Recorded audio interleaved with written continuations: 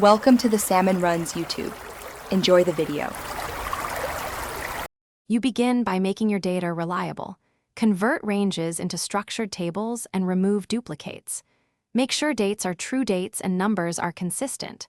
Once done, add lookup tables and a single source of truth sheet so relationships are clear. You'll want calculated columns only where necessary, otherwise use measures. This prevents errors later and makes pivot sources clean. Start naming tables and ranges sensibly so subsequent formulas and visuals reference stable, readable objects. Now you construct the dashboard layer by layer. Build pivot tables or DAX measures for revenue, growth, and margin, and pin them to charts.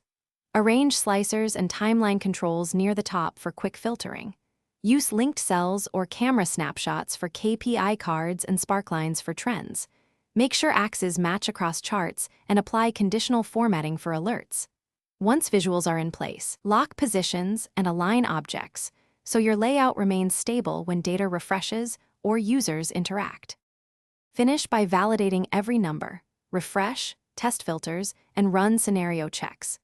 You should protect presentation sheets and document refresh cadence and connection credentials. Then optimize performance by removing volatile formulas and enabling manual calculation during big refreshes. If something breaks, first confirm table headers match expected names and relationships in the model are intact, then inspect error values like #ref or hash value. If slow, look for large VLOOKUP and replace them with joins in Power Query or indexed lookups. Thanks for watching. Consider subscribing if we helped you.